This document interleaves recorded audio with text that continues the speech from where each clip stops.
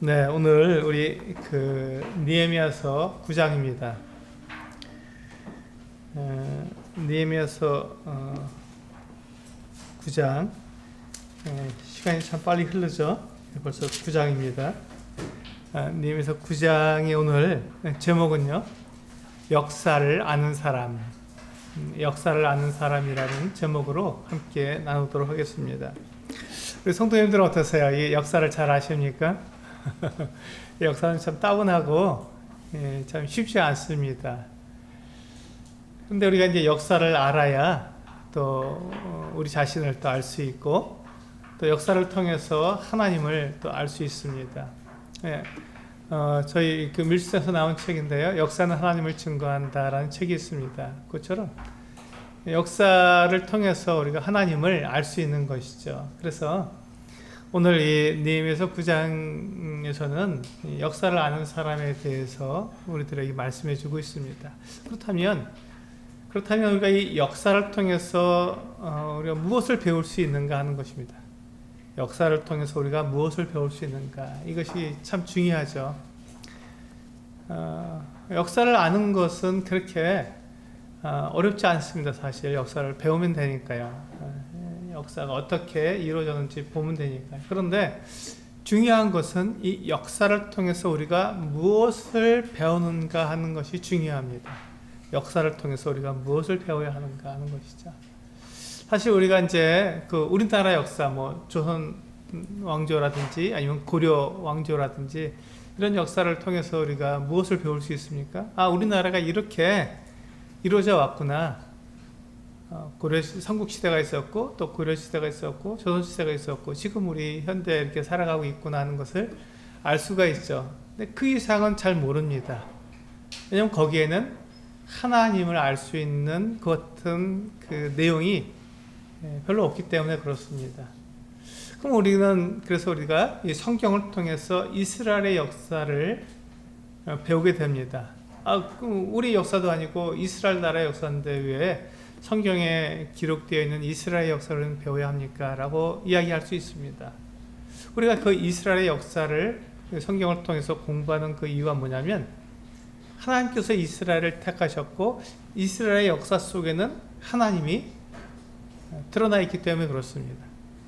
이스라엘의 역사 속에서는 이스라엘 사람들의 그들이 어떻게 지금 현재 존재하게 되었는가 하는 그 같은 내용만 있는 것이 아니라, 그 역사 속에 하나님께서 그 이스라엘 백성들을 어떻게 인도하셨는가 하는 하나님의 역사가 그 안에 들어있기 때문에 우리는 이 이스라엘 역사를 우리는 배우길 원하는 것이죠. 성경을 배우길 원합니다. 그래서 우리는 하나님을 배우려고 하는 것이죠. 그래서 역사를 통해서 우리가 사람의 그 같은 삶뿐만 아니라 더 나아가서 누구를 배울 수 있다고요? 하나님을 배울 수 있다는 것입니다. 그래서 오늘 느헤미야서 9장은 이게 대단히 중요합니다. 역사를 아는 사람, 즉 그는 하나님을 아는 사람이라는 말로 바꿔서 얘기할 수 있습니다. 역사를 아는 사람은 하나님을 아는 사람입니다. 그러니까 우리가 이 성경, 특히 이제 구약 성경에 바로 이스라엘 역사를 다루고 있는데요. 우리가 이 구약 성경을 아는 것, 또 이스라엘 역사를 아는 알려고 하는 그 이유가 뭐냐면, 그 속에 나타난 하나님을 알기 위해서요. 그렇습니다. 이게 오늘 느헤미야서 9장의 핵심입니다. 하나님을 알기 위해서 우리는 성경을 읽는 것이죠. 때때로 우리가 성경을 읽을 때 자기 자신에 대해서만 우리가 생각하기가 참 쉽습니다. 나는 어떤 사람인가? 내가 성경에서 배워야 할 것은 무엇인가? 나는 누구인가? 하는 나를 중심으로 해서 성경을 읽으려고 하는 것이죠. 성경은요, 철저하게 하나님 중심입니다. 하나님은 어떠하신 분인가? 하나님은 무엇을 뜻하고 계신가? 하나님은 무엇을 계획하고 계신가? 하나님께서는 어떻게 행하셨는가 하는 것을 나타내주고 있는 것이죠. 그래서 성경에서 나를 발견하는 것도 중요하지만, 그것도 필요합니다. 필요하지만 더 중요한 것은 성경에서 하나님이 누구신지를 배우는 것이 더 중요합니다. 오늘 우리 느헤미야서 9장을 보시면요. 느헤미야서 9장을 보시면 바로 그 부분이 나타나 있습니다. 그래서 느헤미야서 9장의 핵심 구절이 있는데요. 미리 말씀을 드리죠. 느헤미야서 핵심 구절은요. 9장 33절입니다. 우리 같이 한번 읽어보실까요? 9장 33절.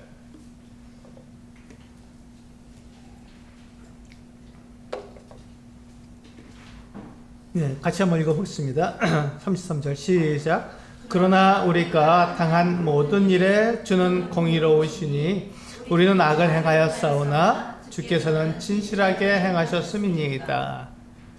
이걸 한번 잘 생각해 보시기 바랍니다. 우리는 어떻다고요? 우리는 악을 행하였사오나 하나님은 어떤 분이라고요? 진실히 행하는 분이라는 것입니다. 여기서 우리는 느헤미야서 9장을 통해서 바로 이 부분을 정확히 알아야 합니다. 사람은 실패하고 사람은 악을 행하지만 하나님께서는 사람의 실패와 사람이 범하는 그 죄악 때문에 하나님의 그 뜻이나 계획을 바꾸시는 것이 아니라 하나님은 우리의 그 실수와 실패 그리고 잘못에 대해서 다 아시기 때문에 그런 가운데서 하나님께서는 진실하게 행하신다는 것이죠. 말씀하신 것을 그대로 이루시고 하나님의 뜻을 바꾸지 아니하시고 하나님께서 뜻하신 바 계획하신 것들을 그대로 이루시는 놀라운 하나님이라는 걸 우리는 이 느헤미야서 9장을 통해서 알 수가 있습니다. 중요한 것은 사람의 실패, 사람의 죄악됨이 중요한 것이 아니라 사람의 실패와 사람의 죄악됨을 보시면서도 하나님께서는 진실하게 행하시는 것, 하나님께서는 결코 하나님의 뜻을 바꾸지 않으신다는 것, 그것을 아는 것이 중요합니다. 하나님은 그러한 분이구나 하는 것을 아는 것이 대단히 중요합니다. 우리 느헤미야서 9장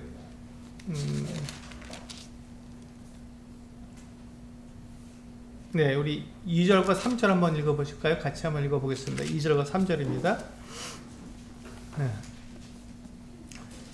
네, 같이 한번 읽어보시겠습니다. 시작. 모든 이방 사람들과 절교하고 서서 자기의 죄와 조상들의 허물을 자복하고 이날에 낮 4분의 1은 그 제자리에 서서 그들의 하나님 여호와의 율법책을 낭독하고 낮 4분의 1은 죄를 자복하며 그들의 하나님 여호와께 경배하는데 이렇게 되어 있습니다. 여기 보시면 그럼 이스라엘 백성들이 우리 그 8장에서 초막절을 지키죠. 초막절을 지키는데 초막절을 22일까지 초막절을 지키는 것을 볼 수 있습니다. 그리고 23일 하루를 쉬고 그리고 24일 다시 모였습니다. 그 1절에 나오는 얘기죠. 24일 다시 모여서 그들의 죄를 자복하는 이와 같은 모습을 보여주고 있다는 것이죠. 그들이 율법을 듣게 되고 율법을 알게 되었을 때 이 유다 백성들은 그들의 죄를 하나님 앞에서 자복하게 되는 이와 같은 모습을 볼 수가 있습니다. 그래서 그들이 낮 4분의 1, 그러니까 낮은 12시간입니다. 이스라엘 사람들에게 오전 6시부터 오후 6시까지 12시간이 이스라엘 사람들에게 일할 수 있는 그 같은 낮 시간이죠. 그런데 그 중에 4분의 1이니까 약 3시간 정도를 율법을 읽었습니다. 성경을 읽은 것이죠. 그리고 그 다음에 또 한 3시간 정도는 자기들과 조상들의 죄를 자복하는 그 같은 시간을 가졌습니다.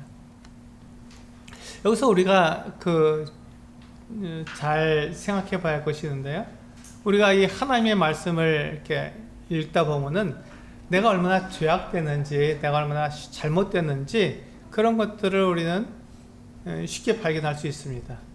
내 자신을 알게 되는 것이죠. 그래서 하나님, 나는 이렇게 참 연약하고 부족하고 잘못도 많고 그런 사람입니다. 제가 뭘 할 수 있겠습니까? 이렇게 이제 하나님께 말씀드릴 수가 있습니다. 이게 뭐 잘못된 건 아니죠. 그런데 우리가 거기에만, 나를 보는 것에만 초점을 두고 있으면 성경에서 우리에게 말씀하고 있는 것에서 절반도 우리는 보지 못한다는 것이죠. 성경의 대부분은 누구에 대해서 기록하고 있다고요? 하나님에 대해서 기록하고, 나에 대해서 기록하는 게 아니에요. 나에 대해서 기록하는 것은 극히 일부분이에요. 그럼 나머지는 다 하나님에 대해서 기록하고 있습니다. 내가 죄인이다, 내가 잘못하고 있다 하는 것은 극히 일부분이에요.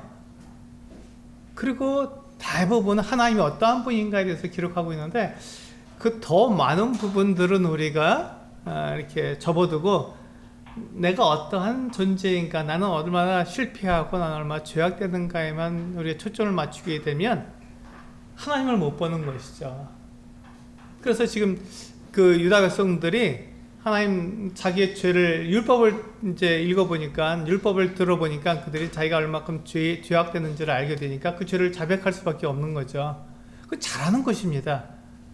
그런데 거기에서 머물면 나의 부족함, 나의 실패, 나의 죄악됨에서 머물게 되면 그게 문제라는 것이죠. 거기에 머물지 말라는 것입니다.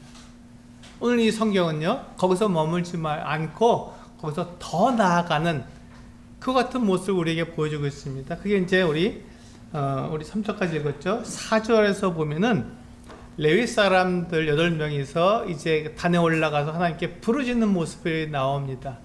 저는 이 말씀 읽었을 때 아마 이 레위 사람들이 이 유다 백성들이 자기들의 죄와 또 조상들의 죄를 자복하고 있으니까 자기들에게만 이렇게 그 초점을 맞추잖아요. 자기만 보잖아요. 내가 얼마큼 부족한가만 보고 있잖아요. 그래서 이 레위 사람들이 단에 올라가서 하나님께 크게 부르짖었습니다. 그러니까 사람들이 자연스럽게 하나님을 볼 수 있게 되는 것이죠. 나를 보는 관점에서 이제 하나님께로 그 초점이 바뀌는 것입니다. 그 관점이 바뀌는 것이죠. 이게 우리는 대단히 중요합니다. 이게 중요하죠. 나를 볼 때 내가 실패했다, 내가 잘못했다, 내가 죄를 지었다 하는 것을 보는 것은 잘하는 것이지만 그 다음에 그것을 보았으면 그 다음에 우리는 거기서 더 나아가서 하나님을 봐야 하는 것이죠. 거기서 더 나아가서 하나님을 봐야 합니다. 그래야 하나님께서 나에게 무엇이라고 말씀하고 있고 하나님은 어떠한 분인가 하는 것을 우리가 알 수 있게 되기 때문에 그렇습니다.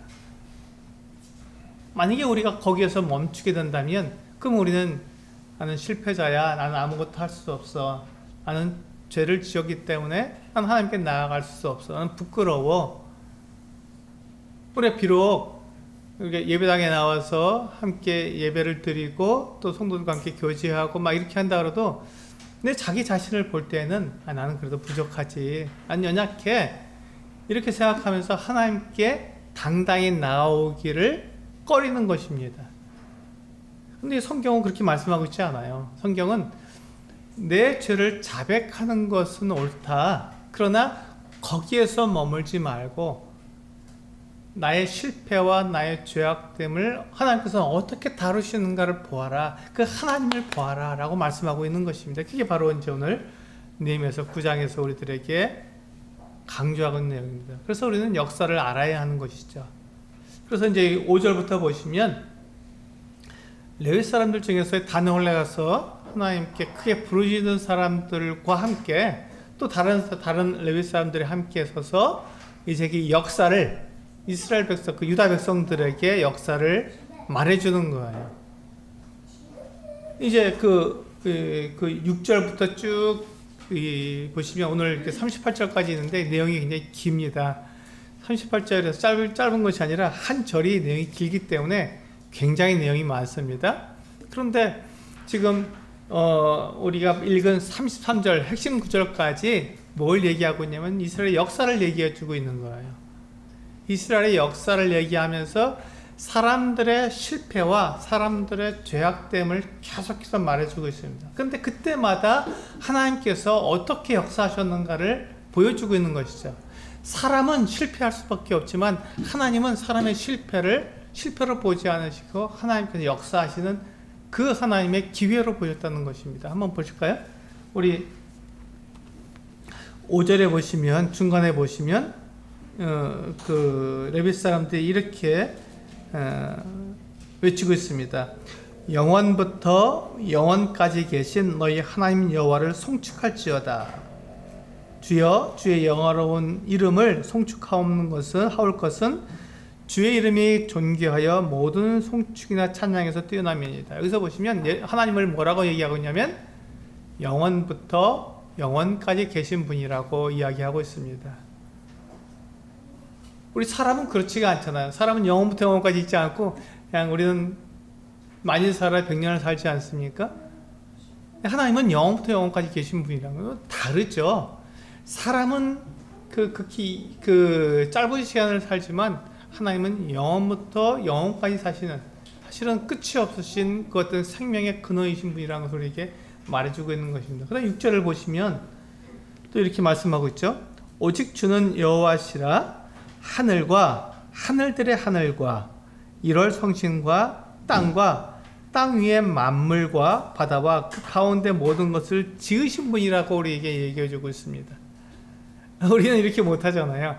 우리는 지음을 받은 사람은요, 지음받은 존재이지 우리는 이렇게 하나님처럼 만물을 지은 같은 존재가 아닙니다. 다르지 않습니까?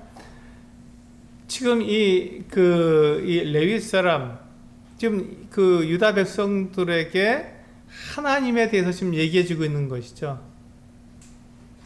이야기하면서 시작을 이렇게 시작하고, 하나님이 누구신가에 대해서 우리에게 먼저 말해주면서 시작하고 있습니다. 그러면서 7절에 보면 아브라함을 부르신 그 하나님에 대해서 이야기하고 있습니다. 하나님의 이 역사의 시작을 아브라함을 부르신 것에서 시작하는데, 아브라함은 어디 사람이라고요? 갈대아 우르 사람입니다. 이 갈대아 우르가 우리는 어딘지 잘 모르잖아요. 근데 쉽게 말해서요, 바벨론입니다. 바벨론. 근데 지금 우리가 읽고 있는 느헤미야서, 또 그 앞에 에스라서, 이 모든 것들의 시작이 어딥니까? 바벨론입니다. 바벨론에서 시작하잖아요. 왜냐하면 그들이 바벨론으로 끌려갔으니까. 근데 이 지금 아브라함이 어디 사람이냐면 갈대아 우르 사람입니다. 거기가 바벨론이에요. 바벨론 사람이 하나님께 부르심을 입어서 지금 예루살렘으로 왔거든요. 그런데 지금 이 느헤미야와 그의 백성들이 이 아브라함처럼 바벨론에서 이제 노임을 받아서 예루살렘으로 온 것입니다. 보면 대단히 놀랍죠. 아, 아브라함이 그러면 그 바벨론에서 온 사람이구나 하는 것을 우리가 알 수 있어요. 여기서 보면 우리가 사실 이 아브라함의 가정은 하나님의 부르심을 받기에 합당한 가정이 아니었습니다. 왜냐하면 아브라함은 갈대아 우르에서, 그 바벨론에서 굉장히 부유하게 살았고 거부였습니다. 사실은 거기서부터 이제 굉장히 큰 부자였고, 뿐만 아니라 그의 아내 사라는 70살이 넘도록 자녀를 낳지 못한 불임이었어요. 뭐 지금은 그런 것들에 대해서 우리가 전혀 문제 삼지 않지만, 과거에 아브라함 시대에 그 여인이 아이를 낳지 못하면 그는 사랑받을 대상이 아니었죠. 그 아내로서 남편에게 사랑을 받지 못하는 사람이었습니다. 자녀를 낳지 못하니까요. 그런데 지금 이 사라가 어떤 사람이었냐면, 그 70살이 되기까지 그는 아직 자녀를 낳지 못한 사람이었어요. 아브라함이 75세에 부르심을 받았는데 10살이 적어지니까 65세겠죠. 부르심 입을 때까지 자녀를 낳지 못했어요. 그러니까 사랑받을 수 없고 그런 가정이었습니다. 그래서 하나님께서 이 아브라함의 가정을 쓸 수 없는 그런 가정이었던 것이죠. 그런데 하나님께서 이 아브라함을 부르셨습니다. 놀랍게도 아브라함이 이 하나님을 믿었습니다. 하나님께서 뭐라고 말씀하셨습니까? 너와 너의 자손을 내가 너에게 줄 것이고 그 자손이 하늘의 별처럼 땅의 그 바닷가의 모래처럼 많을 것이다 라고 약속해 주셨는데 지금 아브라함 75세 때 부르심을 받았는데 그때까지 자녀가 없었던 이 아브라함이 하나님의 그 말씀을 믿었던 거예요. 그래서 이 갈대아우로 바벨론에서 그 예루살렘 가나안 땅으로 왔습니다. 하나님을 믿고 그가 온 거예요. 이 아브라함이 대단한 그 성공을 한 사람 아닙니까? 그런데 아브라함은 결코 성공한 사람이 아니었습니다. 왜냐하면 그가 그 가나안 땅에 하나님의 말씀을 믿고 왔지만 하나님을 기다리지 못했잖아요.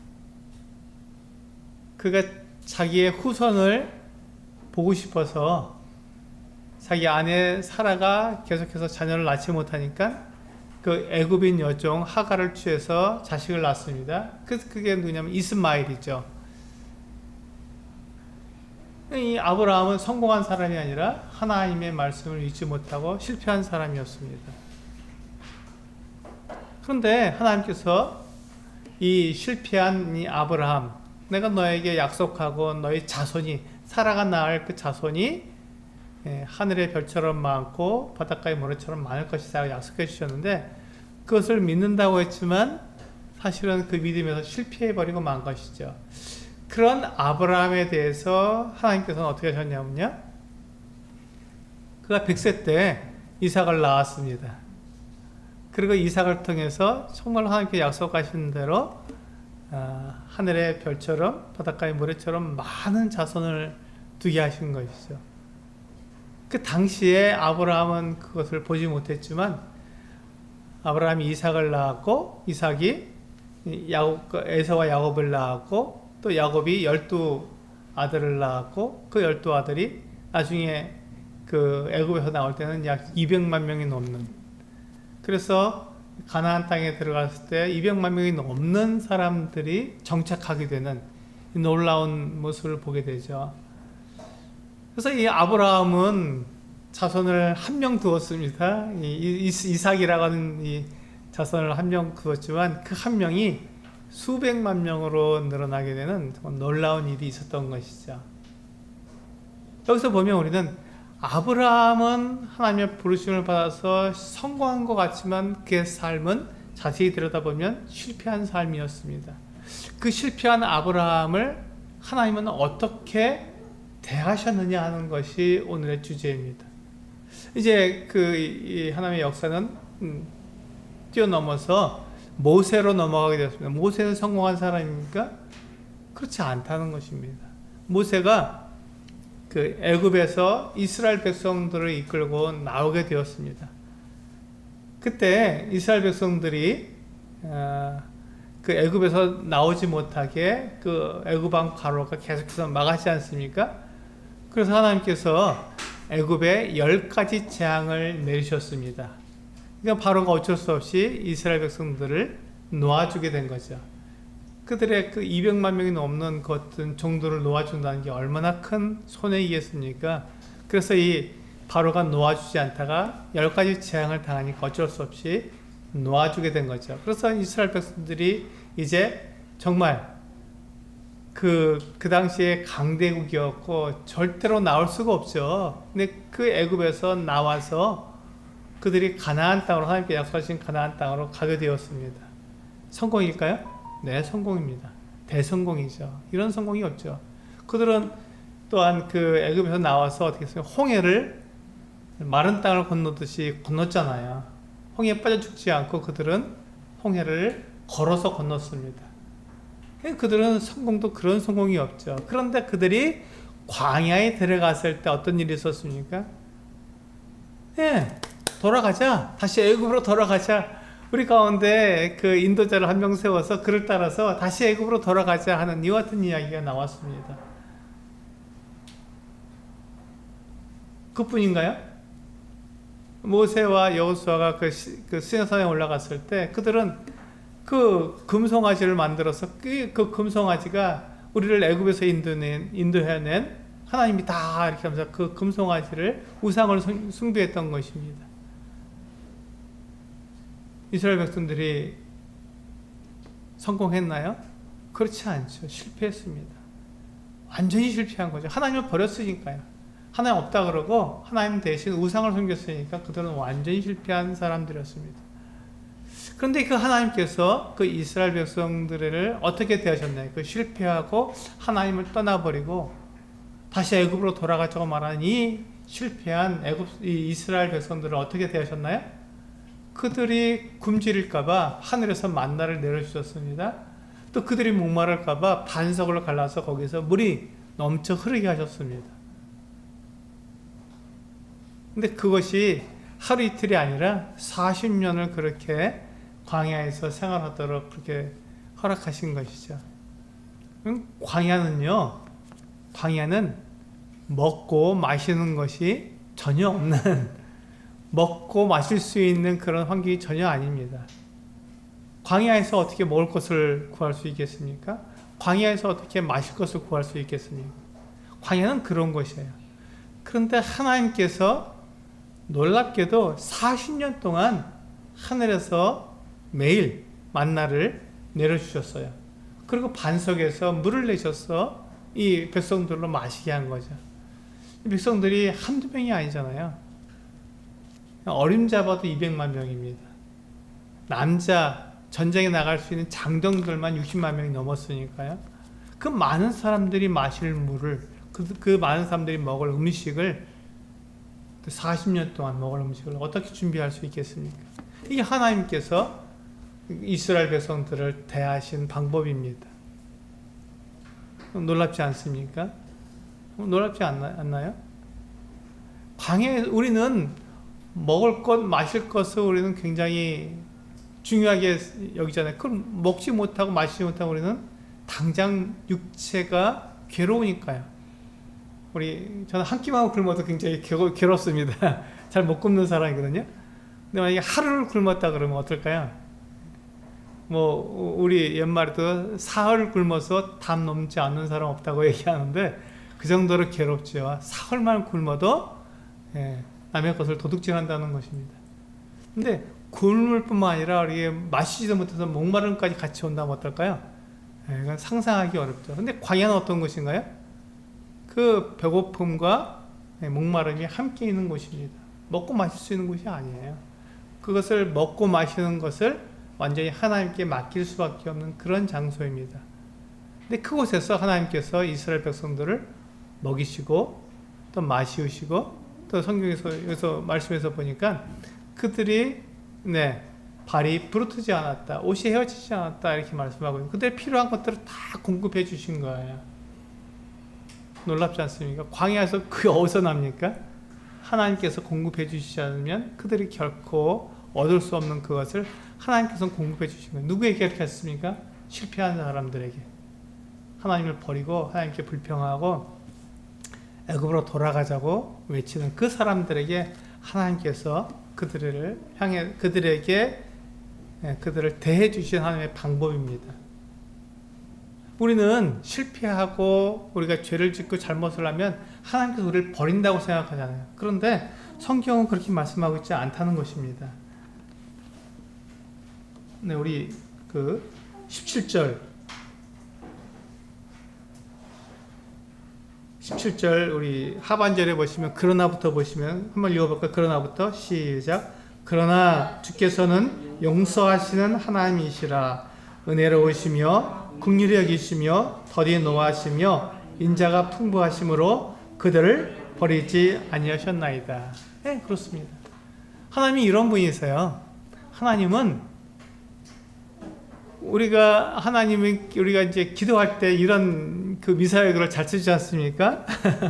하나님 용서하시고 은혜로우시고 긍휼히 여기시고 더디 노하시고 인자가 풍부하신 그 하나님이라고 우리가 이런 미사역을 써서 우리가 기도하지 않습니까? 근데 지금 그런 미사역을 지금 이 레위 사람들이 사용한 거예요. 왜 그렇죠? 이게 사실이니까요. 이스라엘 백성들이 실패하고 하나님에 대해서 이렇게 반대하고 하나님을 버리고 우상을 섬기고 정말 우리 출애굽기 읽어보셨잖아요. 레위기, 민수기, 신명기 읽어보셨잖아요. 그들이 얼마나 하나님을 배반하는지 거기 다 기록됐잖아요. 그걸 보면은 정말 지긋지긋하거든요. 어떻게 이렇게 하나님을 이렇게 배반하고 이렇게 하나님을 떠나갈 수 있는가 하는 생각이 들 정도인데 그 하나님을 어떻게 대하셨는지 나오잖아요. 그러나 하나님께서는 그들에게 그들 용서하시고 은혜롭고 자비롭고 긍휼을 베푸시고 그리고 그들을 맨 마지막에 뭐라고 되어 있어요? 버리지 아니하셨다라고 되어 있습니다. 이게 하나님께서 실패한 이스라엘 백성들을 대하시는 방법이었습니다. 그러니까 지금 우리가 하나님을 보게 될 때 나의 죄악됨을 보는 것은 참 잘하는 것이지만 그것을 넘어서서 나를 대하시는 그 하나님을 보아야 한다는 것입니다. 하나님 나를 어떻게 대하시는가 그걸 봐야 한다는 것이죠.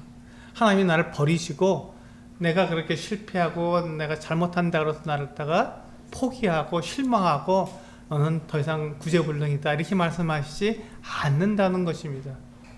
그와 같은 나를 보시고 하나님께서 계속해서 사랑을 베푸시고 은혜를 베푸시고 결코 나를 버리시지 않는 분이 하나님이라는 것이죠. 성경은 우리에게 그것을 이야기해 주고 그것을 지금 레위 사람들이 역사를 통해서 그 이스라엘 지금 유다 백성들에게 그걸 얘기해 주고 있는 거예요. 하나님이 우리 조상들은 어떻게 했느냐? 그럼 너와 나는 어떻게 했느냐? 우리는 지금 하나님께 어떻게 하고 있느냐? 우리는 실패하고 늘 하나님께 죄를 짓고 있고 하나님을 우리에게 실망시켜드리고 있지 않느냐? 그런데 그런 우리를 하나님은 어떻게 대하고 계시냐? 하나님은 누구시냐라는 것을 이야기해 주고 있는 것입니다. 그러니까 나에게 빠져 있으면 나의 그 모습에 내가 이렇게 몰두해 있으면 하나님을 볼 수 없지만 나로부터 나와서 하나님을 보게 되면 비로소 내가 정확하게 보이는 것이죠. 아, 나는 죄인이고 나는 실패하고 나는 연약한 사람이지만 그러나 하나님께서는 나를 받아주셨구나. 그러니까 내가 하나님께 나아갈 수 있구나 하는 것을 우리는 분명히 알 수 있게 되는 것이죠. 이게 성경이 우리들에게 말씀해 주고 있는 내용입니다. 내가 죄인이니까 내가 실패했으니까 하나님께 나올 수 없다고 얘기하는 것이 아니라 내가 죄인이지만 내가 실패했지만 그런 나를 하나님께서 받으셔서 나를 용서하시고 나를 사랑하시고 나를 버리지 않으시기 때문에 내가 그 하나님께 나아갈 수 있다고 말씀해 주고 있는 것이 성경입니다. 그러니까 이것을 우리가 오해하면 안 되는 것이죠. 그 뒤에도 보면 이스라엘 백성들이 이제 그 가나안 땅에 들어갔습니다. 가나안 땅에서 그들이 많은 것들을 누릴 수 있었어요. 근데 그들이 어떻게 합니까? 거기서도 하나님을 버립니다. 가나안 땅에 들어가서 그들이 하나님께서 약속하신 대로 그 땅을 분배받았잖아요. 놀라운 일이 아닙니까? 지금 그들이 아브라함으로도 시작해서 그 가나안 땅에 나그네처럼 살았다가 저 애굽에 내려가서 거기서 그냥 종살이 하고 있다가 한 200만 명이 되어서 겨우 나왔는데 그들이 나와서 간 곳이 광야였고 그 광야에서는 먹을 것과 마실 것이 전혀 없는 그 같은 곳인데 하나님께서 그들을 먹이시고 입히시고 재우시고 그들에게 필요한 모든 것들을 공급해 주셔서 40년 동안이나 광야에서 생활한 다음에 하나님께서 약속하신 대로 아브라함이 약속하셨고 이삭이 약속하셨고 그 성경에 계속해서 반복적으로 말씀하고 계신 대로 이 아브라함의 자손을 이 가나안 땅에 들어오겠다고 하시는 그대로 하나님께서 정확하게 이루어 주신 것이죠. 그래서 이스라엘 백성들이 가나안 땅을 정복해서 그 땅을 차지하게 되었습니다. 분배받은 거예요. 각 지파별로 해서 각 땅을 분배받고 거기서 들어와서 그 땅에서 누리며 그 땅에서 나는 아름다운 곡식들과 열매들을 먹고 그들 행복하게 살 수 있었습니다. 그런데 그때 그들이 어떻게 했냐고요. 우리 성경에서 계속 보면은 그들이 그 땅에서 그들이 그렇게 행복하게 살고 그들이 얘기하지 않고 풍족한 것을 그들이 누릴 때 그들은 하나님을 버렸습니다. 그들은 우상을 섬겼어요. 그 주변에 있는 나라들에 가지고 있는 법을 더 좋아했던 거예요. 하나님의 율법을 버리고 그 이웃 나라가 가지고 있는 그 법을 갖다가 가지고 와서 그 법대로 하자고 이렇게 우겼던 것입니다. 그들이 정복한 그 가나안 블레셋 사람들의 그 같은 법을 가지고 온 거예요. 그들의 우상을 가지고 들어온 거예요. 너무 아이러니하지 않습니까? 너무 우습지 않습니까? 그런데 그들이 그렇게 하나님을 버리고 실패했지만 하나님께서는 그들을 여전히 사랑하셨다는 것입니다. 여전히 사랑하셨다는 거죠. 그래서 우리 33절로 가보시면 이 말씀을 하고 계신 거예요. 그래서 33절에 도달했을 때 이 말씀을 하신 것이죠. 다시 한번 33절 같이 읽어보겠습니다. 시작. 그러나 우리가 당한 모든 일에 주는 공의로우시도다. 우리는 악을 행하여 싸우나 주께서는 진실하게 행하셨음이니이다. 네, 이 말씀이 이제 이해가 되죠. 이 말씀이 왜 핵심 구절인지 우리 이해가 되죠. 우리는 악을 행하여 싸우나 주께서는 진실히 행하셨나이다 하고, 지금 레위 사람들이 그 유다 백성들 앞에서 이렇게 선언하고 있는 것이죠. 그 다음에 34절부터 보면 이제 그러니까 우리는 어떻게 해야 되느냐, 우리는 어떤 사람들이냐는 것을 이야기하고 있습니다. 우리도 역시 똑같이 우리도 실패한 사람들이고 우리가 죄를 지은 사람들이고 하나님의 미워하시는 사람들이고 실망한 사람들이다, 그렇게 얘기하면서 그들이 그와 같은 것들을 알기에 이제 하나님 앞에 우리 37절인가요? 38절 보시면 38절 보면 마지막 절이죠. 같이 한번 읽어보시겠습니다. 그들이 어떻게 하고 있는지. 38절 시작. 우리가 이 모든 일로 말미암아 이제 견고한 언약을 세워 기록하고 우리의 방백들과 레위 사람들과 제사장들이 다 임봉하나이다 하였느니라. 그들이 잘못하고 하나님께서 그들을 받아주시는 것에 감사해서 그들이 언약을 합니다. 약속을 맺는 것이죠. 하나님만 섬기겠습니다. 우상을 버리고 그 이방인들과는 절교하고 우리가 하나님의 백성답게 살겠습니다 라고 그들이 언약을 하고 자기 이름을 쓰고 그것을 이렇게 인봉, 도장을 찍어서 인봉을 하는 것입니다.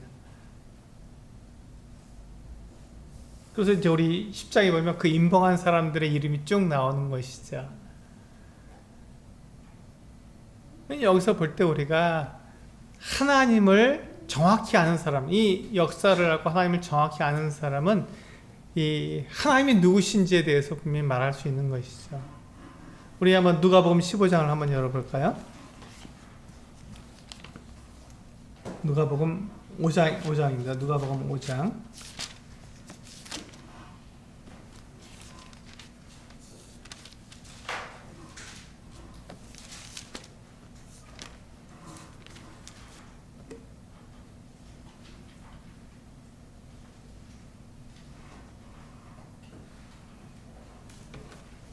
네, 누가복음 5장 8절 같이 한번 읽어보실까요?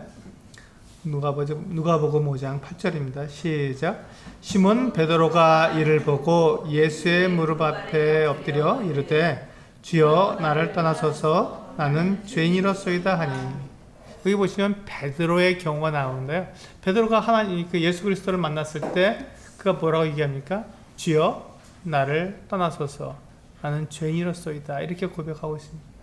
주님이 너무 놀랍기 때문에 자신과 같은 실패자, 자신과 같이 무능력한 자, 그 같은 사람에게서 주님 떠나시라고 그렇게 말하고 있습니다. 이게 사람의 모습, 자기 자신을 보는 사람의 모습입니다.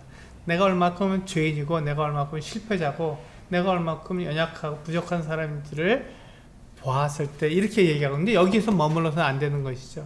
이 베드로가 여기서 머무르지 않고 예수님의 제자가 되었습니다. 그래서 그가 마태복음 16장 16절에서 그렇게 고백하고 있어. 마태복음 16장 16절에서 이렇게 고백하고 있습니다. 시몬 베드로가 대답하여 이르되 주는 그리스도시요 살아계신 하나님의 아들이십니다. 여기서 이 베드로는 누가복음 5장 8절에서는 자기 자신을 보았고 내가 죄인이기 때문에 나를 떠나달라고 나를 떠나서서 이렇게 고백하고 있지만 여기에서 마태복음 16장 16절에서는 그가 예수님을 제대로 바라본 거죠. 그래서 예수님이 누구신지를 그가 고백하고 있는 거죠. 주는 그리스도시요 살아계신 하나님의 아들이시니이다 라고 고백하고 있는 것입니다. 정확하게 하나님을 바라본 것이죠. 우리 요한복음을 한번 볼까요? 요한복음 20장을 보시면 도마에 대해서 말씀하고 있습니다. 요한복음 20장 24절부터 한번 보시겠습니다.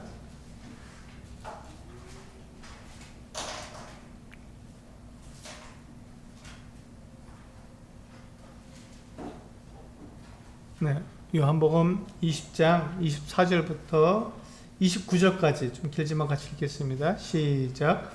12 제자 중에 하나로서 디도모라 불리는 도마는 예수께서 오셨을 때 함께 있지 아니한지라 다른 제자들이 그에게 이르되 우리가 주를 보았노라 하니 도마가 이르되 내가 그의 손에 못자국을 보며 내 손가락을 그 못자국에 넣으며 내 손을 그 옆구리에 넣어보지 않고는 믿지 아니하겠노라 하니라.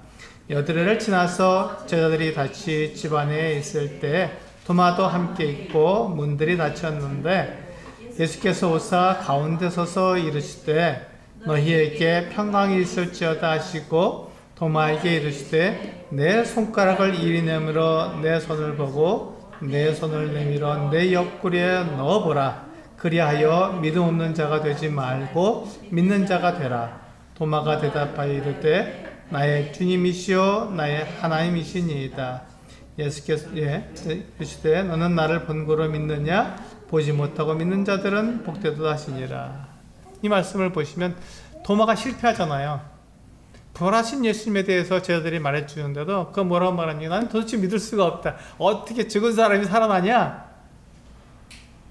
이렇게 그는 실패했던 거예요. 믿음에 실패했던 것이죠. 그런데 그가 부활하신 예수님을 만났을 때 뭐라고 말합니까?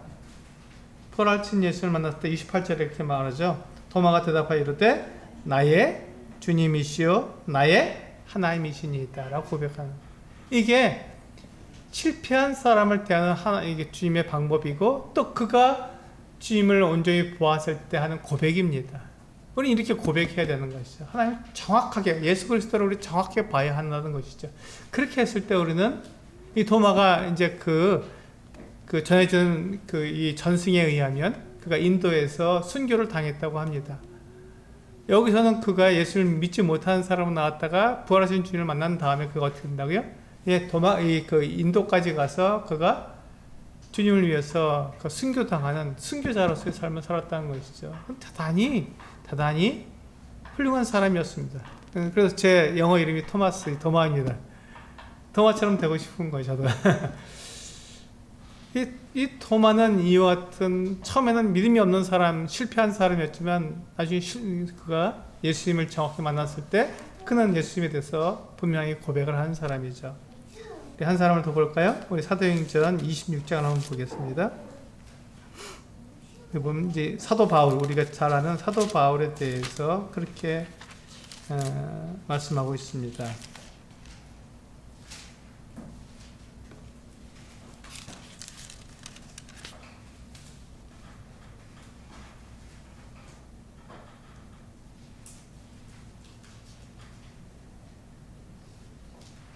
네, 9절에서 12절 말씀을 먼저 볼까요?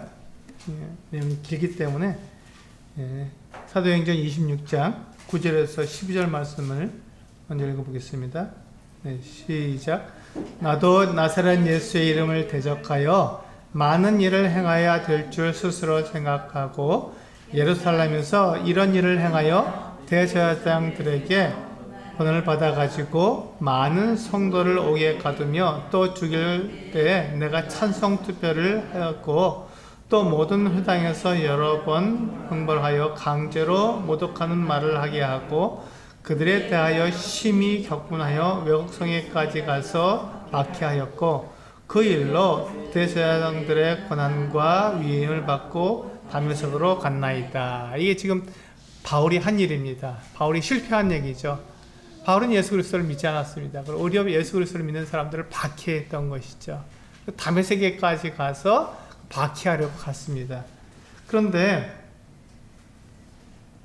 네, 우리 13절부터 한번 볼까요?